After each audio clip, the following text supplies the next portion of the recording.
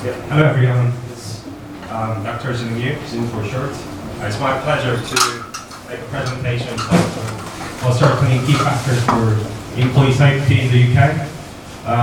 Because my research is based on the HR and OB perspective. So I have the 7 headings here, the background of the research, aim of the research, methodological finding, discussions and concluded references. My research is based on the empirical evidence.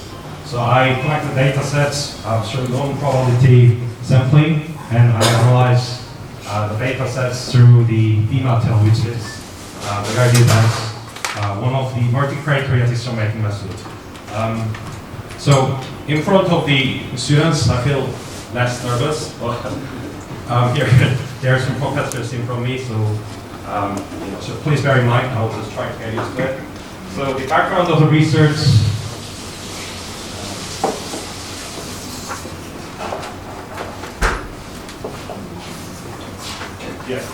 So as I said, I focus on HR and OB perspective. So employee safety can be characterized by safety attitudes and safety behaviors and knowledge, which is based on perceived employee safety.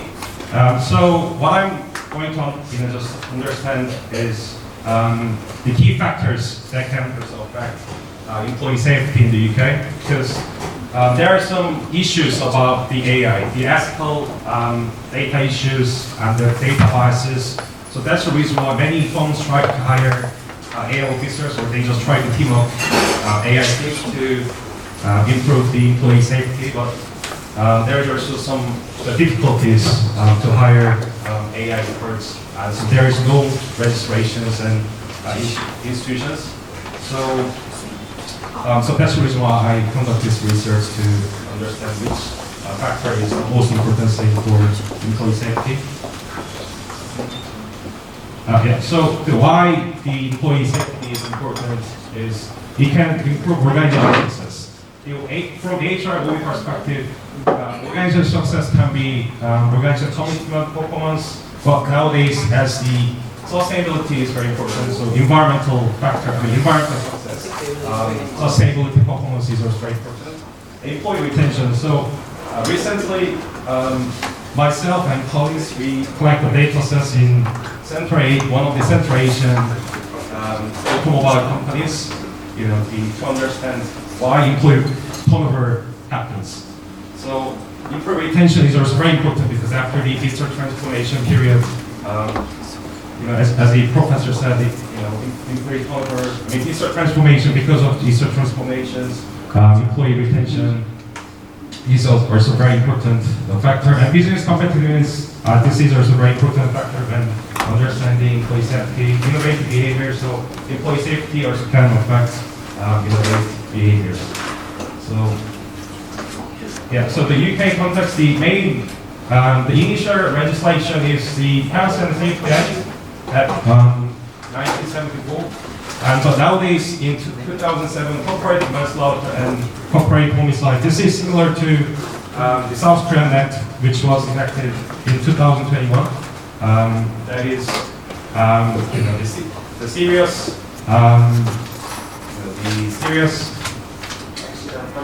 and accident punishment. Thank you very much. So the use of AI, that's the reason why I conduct this research, because the use of AI, because as I said, the ethical issues and data biases, so when establishing algorithms, so there is also issues, so that's the reason why I conduct this research from HR perspective. So this is, for reference, this is the website, Health and Safety Executive. So in the UK, so if something accident happens, it is open to the public. So we can also see all the information of the why it happens and how much fine it was charged to the company. Because, so based on this information, so we can also check all the details of the safety issues here. So based on the UK Act and extent literature, I highlight the importance of employee safety in the UK. So this study explores what are the key factors affecting employee safety Because as I use the DMAT method, I can also understand the factors interact with each other, I mean the determinants. So it helps employees' safety in the UK today. Yeah, so that's my aim. I also have the 7 variables here, 7 determinants, which is safety culture, safety training, compliance, leadership, safety participation, AI officer recruitment, AI team development. Yeah, so there are the 7 factors. Yeah, so this is the DMATEL method. So it is based on the expert's judgment. The multi-criteria decision-making method is based on expert's judgment. So rather than some regression analysis like large sample size, we can also conduct this analysis like based on 10 or 15 sample size. So, but the sample size must be expert, and then they also have some experiences. So that's the reason why I collect the data sets. So that's the reason why I collect the data sets from experts of the HR and the lawyer, the HR police practitioners. Yeah, so there are 4 key steps. The first, defining criteria, developing the average relation matrix, and then developing normalized direct relation matrix and total relation matrix. So this time I didn't apply any the mathematical method because this is initial stage. But for the further studies, I will apply the fuzzy application, so I can do fuzzy DMATEL. So this is the steps when conducting DMAT analysis. First, I just try to understand the key factors, key determinants of employee safety. So that's stage 1, the interest review. And stage 2, preliminary analysis, I just try to check the mean value to check if all factors can be used for the DMAT analysis. So conducting following the preliminary analysis, data collections for DMATEL and DMAT analysis, and discussion, implications, and conclusions for theoretical aspects to contribute to theoretical aspects and practical aspects. Yeah, so as I said, data sets were collected from the experts, and in the preliminary analysis, all the mean value is higher than 3, so all factors were determined. And for stage 2 and 3, 11 experts participated in this research. Because, as I said, the multi-criteria decision-making method from 8 people, so it is also acceptable. If you just collect 8 people, it is also acceptable to conduct the research. So that's the reason why I kind of like this research method when trying to target the journal papers. Yeah, so this is the mean values. As you can see here, all values are higher than 3, and the age and the basic demographic information of the participants. So for stage 2 and 3. Yeah, so here the safety research below 3 years. Even though there's some people are they experience the safety research below these 3 years, but they're interested in the employee safety research, and they are also involved in employee safety. So that's the reason why my research considers them as experts.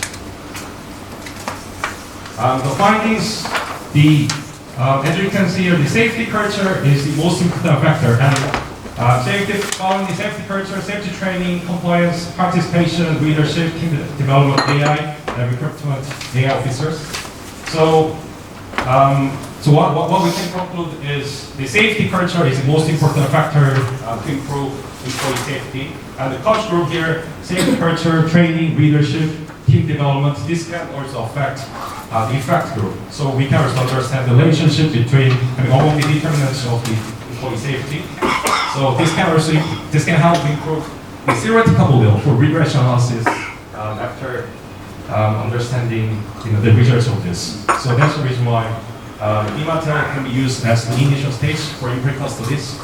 And as I said, we can also apply falsifications, fuzzy set theory, so which can also avoid ambiguous data sets.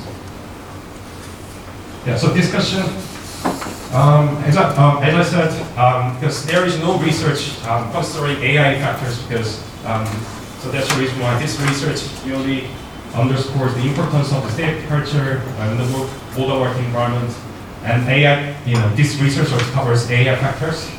So, and this research also has focused on the determinants of the employee safety as an initial stage in the UK context. So it's quite difficult to find. It's really difficult. It's really difficult to find the papers. The empirical evidence with empirical evidence. So that's the theoretical discussion. So I don't have any theoretical, framework because, but as I'm interested, so I can develop the theoretical framework, to target the journal paper. So that's the practical discussion.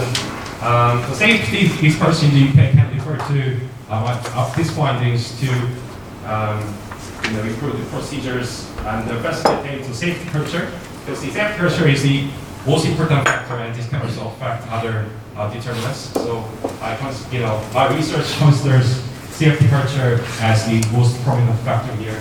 And the safety training plans, so based on these findings, the safety training plans can be also designed. So that's my discussion. So conclusion, based on the UK Act 1974-2007 and the example literature, I found 7 determinants, 7 factors which can affect employee safety. And this study explores what are the key factors leading to employee safety and how the factor interacts each other. So how the determinants interact each other. And the data sets were collected through the survey questionnaires. So it's slightly different to Richter scale, but it is also collected, the 0 to 4 scales. So which is quite similar to the Richter scale, but it's slightly different. But so I also collected the data sets from experts, HR lecturers, and the HR practitioners, and the safety researchers in the UK. And the safety culture is the most vital factor, most important factor, as I said, and this kind of affect the safety participation, compliance, and AI recruitment. So this can imply the organization cultures can also facilitate participation, compliance, and AI recruitment to improve employee safety. And so based on these findings, safety experts and the HR specialists, they can work closely with each other to facilitate the safety culture. And this study theoretically reflects the factors relevant to AI as a first time to the best of my knowledge. So, this can also help employee safety because I'm responsible for the modern working environment here. So that's the end of the presentations. Thank you for your attention. Thank you very much.